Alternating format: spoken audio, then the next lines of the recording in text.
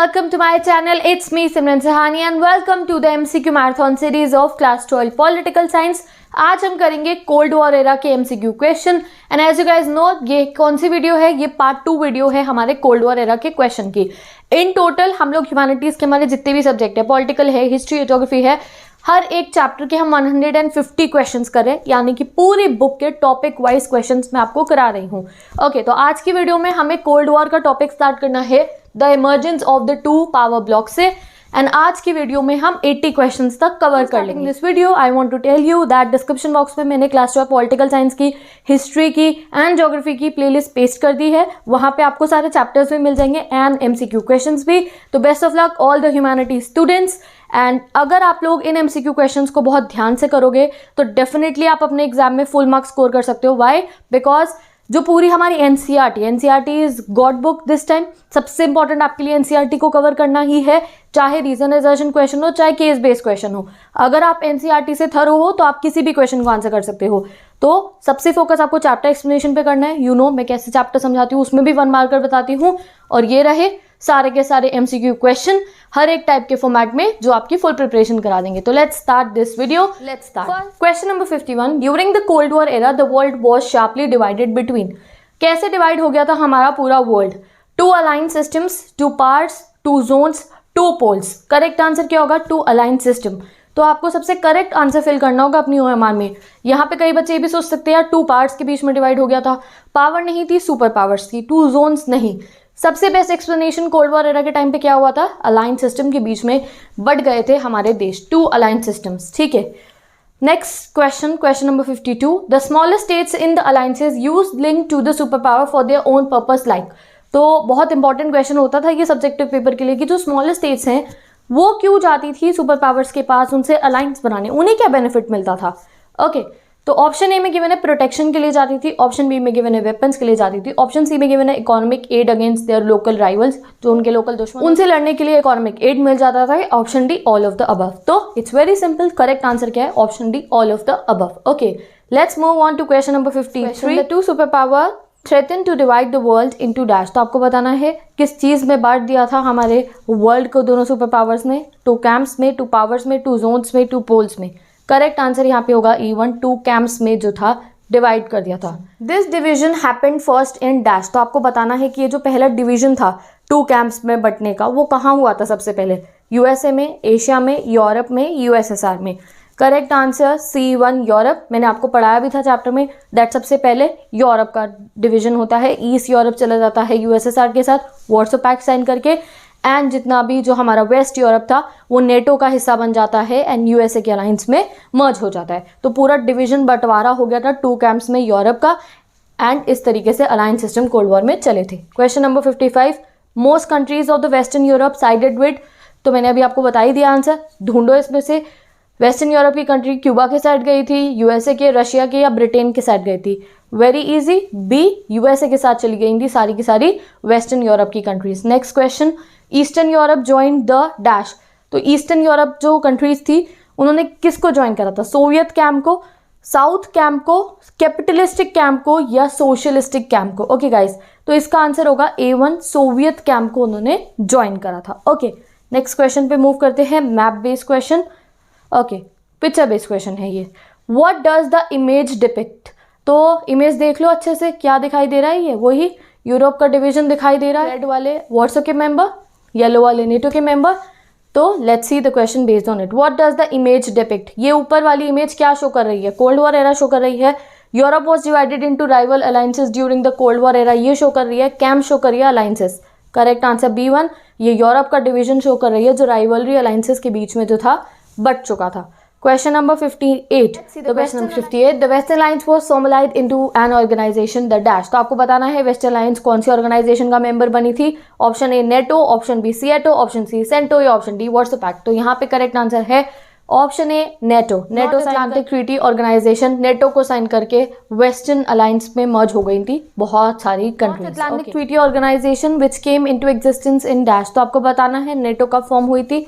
April 1949, April 1999, April 1959, April 1994. Correct answer A1. April 1949. Let's move to question number 60. NATO was an association of dash. states which declare that the armed attack on any one of them in Europe or North America would be regarded as an attack on all of them. तो ये कह रहे हैं NATO वो association थी जिन्होंने आपस में ट्रीटी साइन करके ये मान लिया था कि आर्म्ड अटैक अगर उनमें से किसी एक मेंबर पे भी हुआ तो मिलकर यूरोप और नॉर्थ अमेरिका की जो कंट्रीज़ है जिन्होंने नेटो साइन करा है वो रिटेलिएट करेंगी उस अटैक को.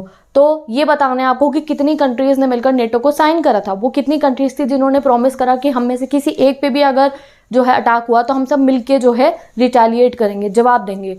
Option A 11, option B 12, option C 5, option D 7. Correct answer B1. 12 countries ने मिलके नेटो साइन करा था एंड देन बाकी मेंबर्स आगे चल के जुड़ते रहे उनमें. ठीक है, let's move on to the next question. The eastern alliance was known as, eastern alliance का नाम क्या था? North Atlantic Treaty Organization, South East Asian Treaty Organization, Central Treaty Organization या Warsaw Pact? Easy question. Warsaw Pact था eastern alliance, Soviet Union वाला. ठीक है, Warsaw Pact was created in, कौन से ईयर में वॉर्सो पैक्ट बना था? 1954, 1945, 1955, 1957. Correct answer, it was created in 1955. Okay, let's move on to question number 63. What was principal function of Warsaw Pact? ठीक है, वॉर्सो पैक्ट का प्रिंसिपल फंक्शन क्या था? To defeat NATO, to win cold war, to attack USA, to या फिर to counter NATO's forces in Europe. तो correct answer D1.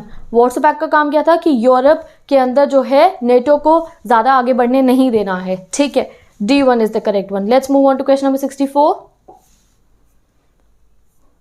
In the East and South Asian and in West Asia, the United States built an alliance system called. तो आपको बताना east और south East Asia में और waste Asia में कौन कौन से अलायंस सिस्टम साइन करे थे यूनाइटेड स्टेट्स ने?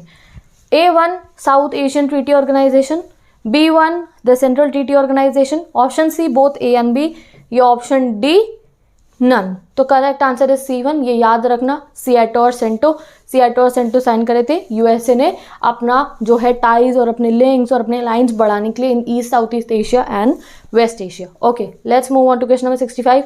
The Soviet Union had it regional ties with dash. तो सोवियत यूनियन के उस समय पे किन से रीजनल टाइज थे? अब देखो इनका काम क्या था, अपनी फोर्सेस को आगे बढ़ाना. पहले तो यूरोप का इन्होंने डिवीजन कर ही दिया था नेटो वॉर्सो पैक्ट में. अब बचे कुछ इधर उधर की कंट्रीज वर्ल्ड की बाकी की, तो उसके लिए यूएसए ने तो साउथ ईस्ट एशिया और एशिया में आके सिएटो और सेंटो साइन करवा लिया. ठीक है, अपने अलायंस बना लिए उनसे. एंड अब सोवियत यूनियन वो क्या करे भैया, अब इस समय पे तो हमारे यूएसए के ज़्यादा जो है अलायंसेज हो गए हैं, नेटो भी उसका, सिएटो भी उसका, सेंटो भी उसका. तो रिटेलिएट करता है हमारा Soviet Union by having closer ties with countries like North Vietnam, North Korea and Iraq या डी ऑल. तो करेक्ट आंसर इज D1. तो सोवियत यूनियन क्या करता है अपना, वो अपने रीजनल टाइज बना लेता है North Vietnam, North Korea and Iraq से. ठीक है, let's see question number 66. Communist China quarrelled with USSR towards the late dash. तो देखो चाइना भी कम्युनिस्ट नेशन था, यूएसएसआर भी, तो उस समय पे तो इनकी फ्रेंडशिप थी, बट एक समय था जब इनमें क्वारल एंड लड़ाइयाँ शुरू होने लगती है. तो आपको टाइम पीरियड बताना है कब होती है, 1950 से, लेट 1950 से, लेट 1940 से, लेट 1970 से, D none. Correct answer B1 late 1940 से. Okay, let's see question number 67. In which year China and USSR had fought a brief war over a territorial dispute. तो छोटा सा एक इनका वॉर भी हो जाता है, वो कब होता है वो आपको बताना है. 1969 में, 1996, 1960, 1965. जो डिटेन इवेंट्स मैं आपको करा रही हूँ वो बहुत इंपॉर्टेंट है. ओके, आंसर बताओ. आंसर इज A1 1969 में हुआ था brief war. Okay, let's move on to question number 68 और ये कमेंट सेक्शन में आप बताओगे. The other important development was a non alignment movement. What is the full form of NAM? ठीक है, तो बहुत ही इजी क्वेश्चन है ये और क्वेश्चन में ही आंसर है. तो बताओ what is the full form of NAM? Which give the newly independent country way of staying out of the alliances. Newly independent country मतलब समझो हम भी उनमें से ही एक थे. तो जैसे ये डीकोलोनियलाइजेशन शुरू होता है, यानी कि ब्रिटेन और फ्रांस वाले जिन्होंने जहाँ जाके अपनी कॉलोनीज बना रखी थी, इनको भगाना शुरू करा अलग अलग देशों ने. तो अब वो देश जो इंडिपेंडेंट हो गए थे, जैसे इंडिया हुआ इंडिपेंडेंट और भी बहुत देश, तो उनके लिए तो एक कन्फ्यूजन आ गई अब और प्रॉब्लम आ गई कि भाई अभी तो इतनी मुश्किल से इन अंग्रेज़ों को भगाया है, इतने सालों इन्होंने राज करा, अभी इन्हें भगाया. अब सामने एक और फिर से वही दो रास्ते आ गए, या तो यूएसए का अलायंस ज्वाइन कर लो फिर यूएसए की बातें मानो, या यूएसएसआर का अलायंस ज्वाइन कर लो फिर उनकी बातें माननी पड़ेंगी. तो एक हमें एक ऐसा रास्ता चाहिए था जिससे हम ओरिजिनलिटी, अपनी आइडेंटिटी को मेंटेन कर सके और किसी अलायंस का पार्ट ना बने. तो वो एक रास्ता क्या था वो आपको बताना है. NAM, SEATO Warsaw Pact, NIEO. Correct answer is A1 non alignment movement. वही एक रास्ता था जिसने हमें बचाया चमचागिरी करने से. Let's move on to the next question. The smaller states were helpful for the super power in gaining access to dash gas. तो अभी हमने स्मॉलर स्टेट्स का इंटरेस्ट तो पढ़ लिया भाई। स्मॉलर स्टेट्स को तो बहुत फायदा होता था सुपर पावर के साथ जाने में, पैसा मिलता था, एड मिलते थे, इकोनॉमिक एड्स, मिलिट्री एड्स, बहुत हेल्प मिलती थी, ठीक है।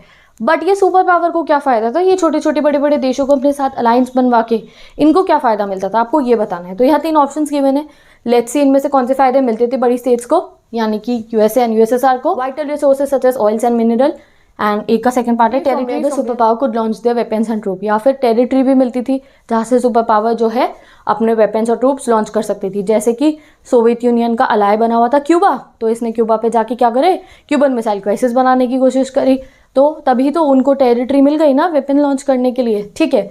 B1 location from where they could spy on each other. Cuba के एग्जाम्पल से ये भी समझ लो, अब क्यूबा यूएसए के पास में था और सोवियत यूनियन का अलाय था, तो अगर उसे किसी पे नज़र रखनी है क्यूबा के थ्रू जो है सोवियत यूनियन यूएसए पे नज़र रख पा रहा था, ठीक है। D1 economic support, in that many small allies together could help pay for military expenses. और ये जो छोटे छोटे इतने सारे देशों का इन्होंने अलायंस बना रखा था, वो इनको थोड़ी बहुत हेल्प कर देते थे मिलिट्री एक्सपेंसेस को संभालने में। And D all of the above, तो इसका करेक्ट आंसर क्या होगा? D all of the above. ये सारी चीज़ें हेल्प करती थी सुपर पावर को, ठीक है। Question number 71 in super power was also important for dash reason. अब ये एक रीज़न तो पढ़ लिया हम लोगों ने कि वेपन्स लॉन्च करने के लिए, स्पाई करने के लिए, इसलिए इंपॉर्टेंट थी small states for super power. But एक बहुत मेजर रीजन था जिसकी वजह से अलायंस सिस्टम फॉर्म होने शुरू हुए। What was that? Option A security के लिए, option B ideological reason. Correct answer B1 ideological reason. लड़ाई इनकी थी किस बात की? इमोशंस की लड़ाई थी इनकी, किसकी? आइडियोलॉजीज की। यूएसए कह रहा है मेरी आइडियोलॉजी बेस्ट है, कैपिटलिज्म बेस्ट है, सोवियत यूनियन कह रहा है मेरी आइडियोलॉजी बेस्ट है। तो इनका सबसे मेजर पर्पस ये था अलायंस सिस्टम फॉर्म करने का कि जितने ज़्यादा हमारे अलायंस में मेंबर्स हो गए मतलब हमारी आइडियोलॉजी सुपीरियर है। Okay, let's move on to question number 72। हमारा क्वेश्चन नंबर 72 एंड शुरू हो रहा है हमारा सेकंड टॉपिक। तो मैंने आपको बताया था हम नेक्स्ट 2 टॉपिक के क्वेश्चंस करने वाले हैं। आज हम करेंगे सेकंड टॉपिक को कंटिन्यू, यानी कि बुक के हिसाब से हमारा 4th 5th टॉपिक होगा arenas of the cold war, ठीक है। Let's see the 2 superpowers were poised for direct confrontation in. तो अरेना ने Korea, option B Berlin, option C Congo, option D all. Correct answer all. Areas where crisis and war occurred or threaten to occur between the alliance system but did not cross certain limits are known as. वो area जहाँ पे war हुए या होने के जो chances थे वो बहुत ज़्यादा बन गए थे, उनको क्या बोला जाता है? War zone, communal zone, arenas of world war 1, arenas of cold war. Correct answer D1 arenas of cold war. मैंने आपको चैप्टर में समझाया था। Next question, who played a crucial role in mediating between 2 Koreas. तो 2 Korea's के बीच में जो हमारा वॉर हुआ था उस समय पे मीडिएटिंग रोल किसने प्ले करा था? कोरियाज के बीच में वॉर हुआ था, उसमें मीडिएटिंग रोल किसने प्ले करा था? UN जनरल सेक्रेटरी ने, जवाहरलाल नेहरू जी ने, निकिता क्रुश्चेव ने, Joseph Broz Tito. Correct answer B1 Jawaharlal Nehru ji. Next question, in the Congo crisis dash played a key mediatory role. तो भाई जब इतने वॉर हो रहे थे तो वॉर को रुकाना उस समय में बहुत ज़रूरी था, बिकॉज बहुत चांसेस थे कि वर्ल्ड वॉर 3 हो सकता था, तो इसलिए हमेशा मीडिएटिंग रोल्स प्ले करे जाते थे अलग लीडर्स के द्वारा। तो आपको बताना है कॉन्गो क्राइसिस में किसने मीडिएटिंग रोल जो था वो प्ले करा था? UN जनरल सेक्रेटरी ने, जवाहरलाल नेहरू जी ने, निकिता क्रुश्चेव ने, Joseph Broz Tito. Correct answer A1 UN secretary general ने। Let's move on to question number 76। As the cold war rolled from one arena to another, logic of restraint was increasingly evident. Statement का meaning समझो। As the cold war rolled from one arena to another. Arena का मतलब आप समझ के, जहाँ war हो रहे थे या वॉर थ्रेटन हो रहे थे, बट एक लिमिट एक्सीड नहीं करी, तो एक के बाद एक अरेनाज ऑफ कोल्ड वॉर हो रहे थे। कभी कोरिया में हुआ, फिर बर्लिन में हुआ, फिर कॉन्गो में हो गया, ठीक है। तो इस वजह से ऐसा डर हो रहा था कि भाई ऐसा ना हो कि कोल्ड वॉर हॉट वॉर में बन जाए। और इस चीज़ से यूएसए दोनों को समझ में आ गया कि अब हमें थोड़ी लिमिटेशंस लगानी पड़ेंगी अपने ऊपर, वरना एक दिन ऐसा ना हो कि भैया कोल्ड वॉर हॉट वॉर में कन्वर्ट हो जाए और हमारा वर्ल्ड वॉर 3 हो जाए, ठीक है। तो अब स्टेटमेंट ट्रू है या फॉल्स है? तो correct answer is A1 true. Question number 77, huge stock of arms were considered necessary to prevent wars from taking place. तो बहुत ज़्यादा आर्म्स इकट्ठा करके रखना पड़ता था, वेपन्स, सुपर पावर को, जिससे कि वॉर ना हो। ये असर्शन गिवन है, क्या ये असर्शन ट्रू है फॉल्स है? इमेजिन करो। Let's see the next one. The Cold War did not eliminate rivalries between the two alliances. Mutual suspicion led them to arm themselves to teeth and to constantly prepare for war. Reason given है, इसलिए वो हर समय अपने पास में इतना भारी भरकम जो है वेपन्स इकट्ठे करके रखते थे, बिकॉज कोल्ड वॉर ने राइवलरी ख़त्म नहीं करी थी, दुश्मनी ख़त्म नहीं करी थी, कोल्ड वॉर से वॉर प्रिवेंट करा था। एंड इसीलिए हर समय डर बना रहता था कि कभी भी वॉर हो सकता है। तो दोनों ही दुश्मनों को यानी कि यूएस एंड यूएसएसआर को पैक्ड रहना पड़ता था, फुल पैक्ड रहना पड़ता था कि भैया पूरे वेपन्स लोडेड रखने हैं, ऐसा ना हो कि वो मुझे कम समझ ले और मेरे पे अटैक कर दे, ठीक है। तो कोल्ड वॉर ने जो था राइवलरी ख़त्म नहीं करी थी, बस ये था कि वॉर नहीं हो रहा था, बट वेपन्स तो हर समय इकट्ठे करके उन्हें अपने पास रखने पड़ते थे। तो with this guys assertion reason में हमें 4 ऑप्शन गिवन होते हैं, यूजुअली ए वाला ही डालती हूँ, तो इसका आंसर भी A1 ही है। Both assertion and reason are true and reason is correct explanation of A। Let's move on to question number 78। Okay, what are the reasons due to which war might occur in spite of restraint. Restraint मतलब नहीं चाहता, कोई नहीं चाहता भैया war हो, war होगा तो वर्ल्ड वॉर 3 होगा, कोई भी नहीं चाहता हो, बट फिर भी कुछ ऐसे रीजंस थे जिनकी वजह से वॉर हो सकता था। वो क्या है? Either side might miscalculate the number of possession of the other side. ऐसा हो सकता है, ऑप्शन ए में गिवन है कि सामने वाला अपने दुश्मन को कम आंक ले, यानी कि वैसे सोचे यूएसएसआर पे तो बहुत कम वेपन्स है, मैं तो इसे खत्म कर सकता हूँ। They might misunderstand the intention of the other side. ऐसा भी हो सकता है वो सामने वाले की इंटेंशन को ना समझे।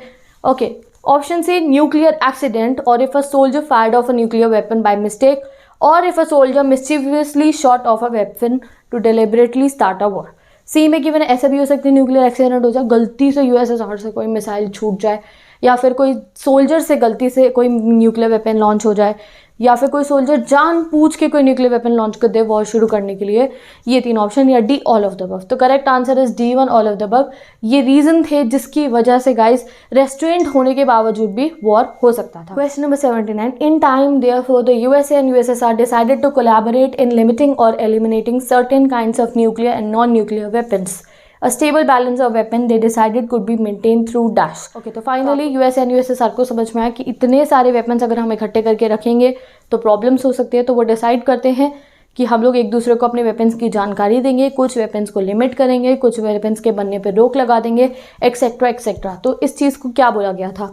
Arms control, arms maintenance, arms banning, arms strike. Correct answer A1 arms control. पहले तो इन्होंने इतने सारे न्यूक्लियर वेपन बना दिए, आधी से ज़्यादा इकोनॉमी यूज़ कर ली न्यूक्लियर वेपन्स बनाने के लिए, फिर डिसाइड करते हैं अरे अब तो बहुत सारे हो गए, ऐसा ना हो कुछ गड़बड़ हो जाए, तो थोड़े से न्यूक्लियर वेपन्स को ख़त्म कर देते हैं, नष्ट कर देते हैं और आगे से नहीं बनाने के लिए ट्रीटी साइन करते हैं। तो इस चीज़ को क्या बोला गया? Arms control. Let's see question number 80। Let's see आज की वीडियो का last question, question number 80। Starting in the 1960s the two sides sign 3 significant agreements within a decade. तो एक डिकेड में इन्होंने 3 सिग्निफिकेंट एग्रीमेंट साइन करे थे जिनको आर्म्स कंट्रोल ट्रीटीज बोला जाता है। इनमें से कौन कौन सी थी आपको बताना है। Limited test ban treaty, nuclear non proliferation treaty, the anti ballistic missile treaty, या D all of the above. और अगर आपने चैप्टर मेरे से पढ़ा है तो मैंने इन सबको डिटेल में समझाया भी था। तो आंसर आप मुझे बता सकते हो कमेंट सेक्शन में ABCD में से क्या आंसर है। तो with this guys I am ending this video. Bye-bye, take care, best of luck all my humanities students. मैंने बहुत मेहनत से ये सारे क्वेश्चन बनाए हैं, ऐसी हिस्ट्री के भी और ज्योग्राफी के भी एंड सोशियोलॉजी के भी एंड साइकोलॉजी के भी। मैं चाहती हूँ कि ह्यूमैनिटीज़ के बच्चे को सब कुछ प्रोवाइडेड मिले यहीं पे बाय मी। तो इन सब क्वेश्चंस को अच्छे से परफॉर्म करो। मिलेंगे नेक्स्ट वीडियो में। डिस्क्रिप्शन बॉक्स को चेक कर लो, प्लेलिस्ट चेक कर लो, and if you have any queries you can tell me down in the comment section.